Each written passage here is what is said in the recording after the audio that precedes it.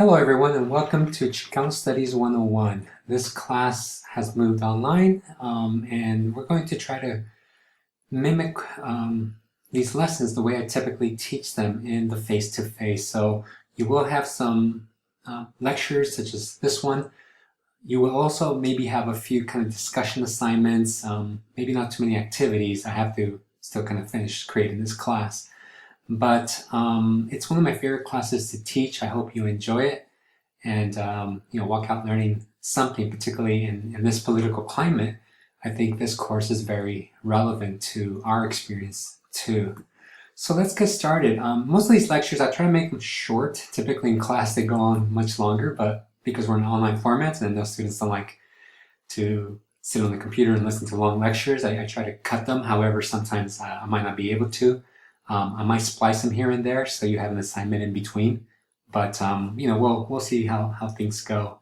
Also, I kind of miss being in the classroom because a lot of times I get to play music, and it's music that you might know. It might be music you never heard of that relates to the topic that we're covering, and I'll try and include some videos just in case you're interested in some of the music. But this is the cards we were dealt and we have to move online. All right, so let's get started. And you should take lecture notes because this stuff will show up on the midterm, sorry, midterm and final. And don't just write down what's on the PowerPoint, but also write down what is said about these things, because sometimes, a good number of times, I tend to ask on the test the things that I elaborate on. So a lot of times the bullet points are just bullet points. They just touch on very brief subjects, and then I expand on that and address kind of like the major points of some of these bullet points. So again, writing down the information on the PowerPoint is great, but make sure to add that extra context. And these are all recorded, and you can always go back and listen to them again. All right, for this lecture, we're going to begin, before we get into the content itself about Chicano history, we're going to get into some terminology and really some ideas that address the concept of race. Today, right now, we're in a very polarized society, right? Particularly in the United States. And a lot of times people assume that race is something very simple, or there's only one human race, which there is, but again, it's much more complicated than that. And we're going to address some of these issues, particularly what we define as racial construction. Number two, we're going to define Chicana identity. Also look at it from a historical lens. So I just want to give you a brief overview of many of the terminology that we have used in our past. And you might identify one way right now, but hopefully by the end of the semester, that begins to change because now you know the context and the history of some of this terminology. And then lastly, I'm going to ask you to do a quick activity looking at your own personal identity. And again, how do you identify at this moment? You read an article that talks about identity in Los Angeles by a bunch of young adults in high school. And look at different aspects that become very important to their identity. And I want you to understand that identity, particularly personal identity and even collective identity, it's very much so a social construction, right? This class, even though I'm teaching you Chicano history, I do want to make the point that I am, it's just a big argument, in other words. By no means am I the authority, the absolute authority on this subject. Things always change. And if you were to take this class at a university or maybe even a different community college, you might get a different interpretation of some of the same material that we are covering. So keep that in mind that, again, identity and history, almost any subject, is constructed by different people, right? And in this particular instance, it's by academics. So keep that in mind that your identity might be one thing right now, but maybe by the end of the class or even years from now, it would change. And I know I've gone through that. Particularly back when I was a college student, I identified one way and has completely changed now that I'm 20 years apart from the university. So keep that in mind. So we begin by looking at the idea of who we are, not who we are as Mexican Americans, but who we are as just a regular person. And I want you to understand that a lot of times when it comes to our self-identity, it's definitely shaped by our daily experiences. This is part of the reason why some groups don't quite understand what other groups go through. When we talk about things like colorblind society, it is a very problematic term because a dominant group does not experience what a minority group has experienced.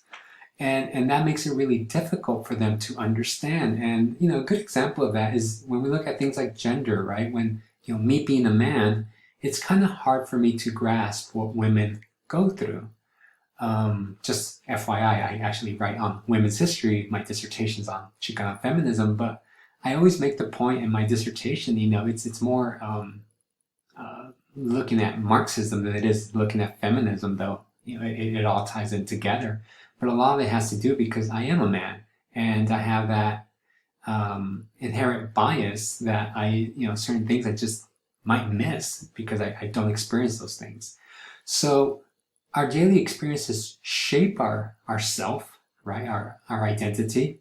And I want you to know that it's constantly changing. And when it comes to some of this terminology, it's really difficult to say that there is an authentic or a defined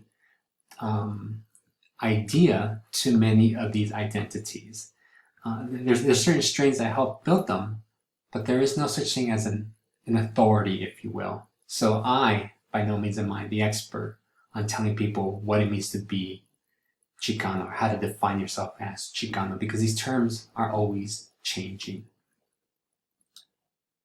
However, we can't just let that go as, well, if they're going to change then they have no meaning. No, they do have meaning. They have very important meaning. Because a lot of times it's, again, experiences that shape us, and a lot of times for minority groups, whether it be women, men, LGBTQ community, right, it's discrimination that shapes these things. So many of us go through certain experiences that that kind of shape the way we look at the world. And a good example, again, with the Black Lives Matter movement right now, we see that, you know, the way African Americans and Mexican Americans or Latinos experience the police is completely different from the way maybe Euro-Americans experience the police. And I'll give you a quick example. I live in a very affluent neighborhood over here in the West Valley.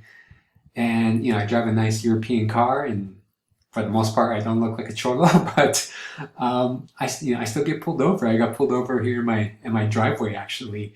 And a cop accused me of going, I think like over the speed limit down Verrado Way. And I was like, there's no way. I mean, I'm the one complaining about people driving super fast down Verrado Way. And anyways, he followed me all the way to my house. And, you know, I sat there and I argued with him. I'm like, how is that even possible? You know, I saw you right next to me. You know, he was literally, you know, right next to me as we were driving. And I told him I put my car on cruise control for that very reason, because I didn't want to get pulled over.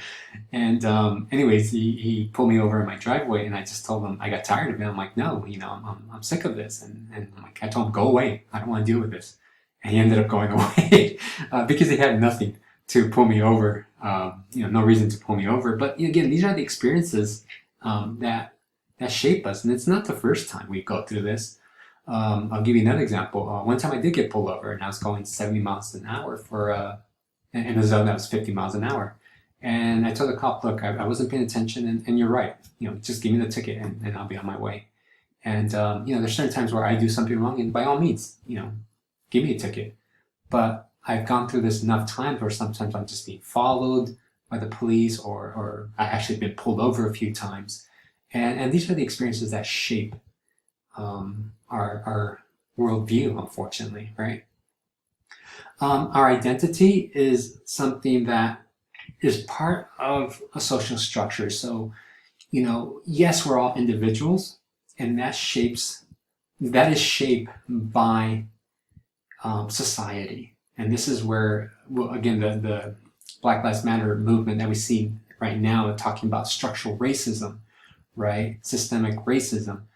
You know, we see certain things that we don't quite know how to articulate, but we see it, right? That there's something wrong when minorities are pushed to the military in large numbers in the context of our population compared to other people, right? We don't, at a young age, we don't really question it. We just think, well, the Army's a good avenue.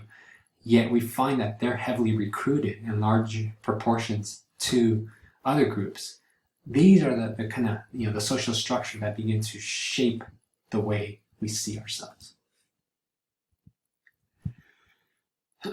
And we're constantly kind of negotiating our identity, right? Because particularly in a place like the United States, we believe in some of the ideals that it has, that all men are created equal, that we are protected, right? Where some schools are better funded in the East Valley than schools in the West Valley.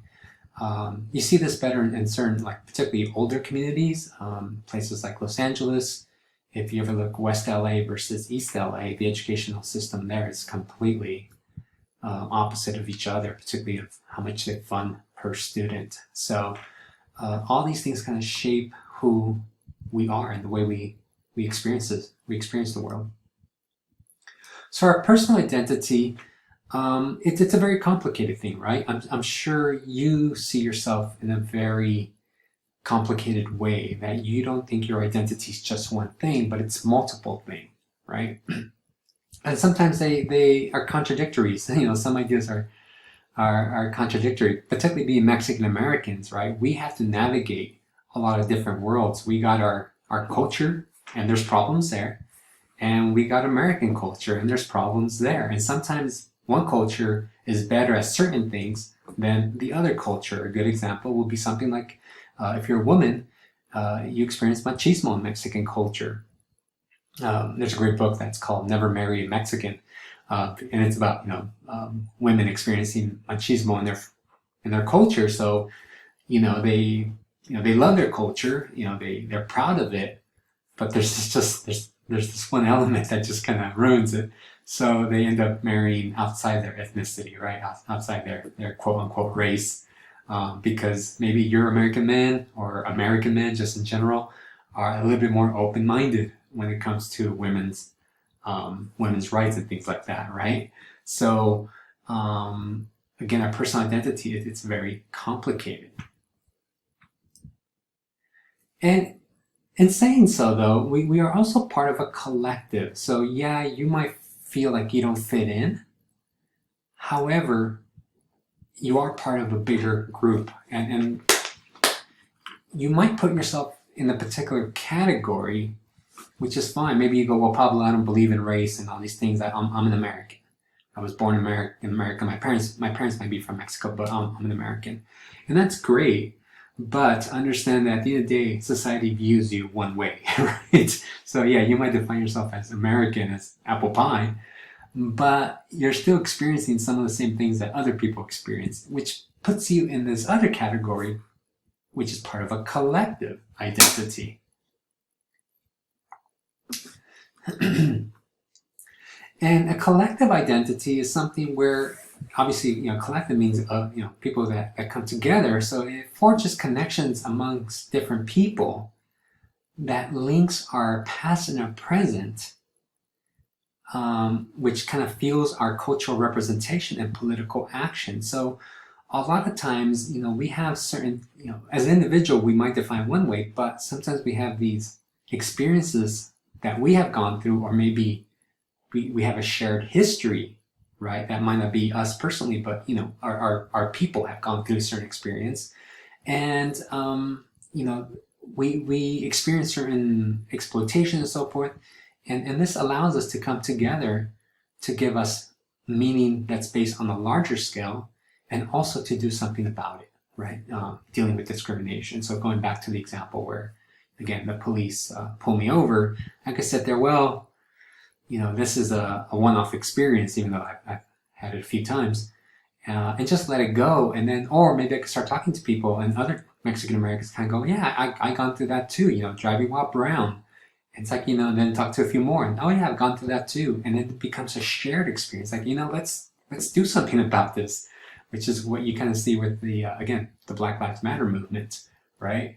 That it's not just a unique experience. It's just not one cop that did this, right? We've seen examples in the last couple decade, at least, that have been recorded. And then you have other experiences that go further back that haven't been recorded. It's like, yeah, we know what's going on here. All right, I want to stop it there, and we'll come back and we'll look at another idea.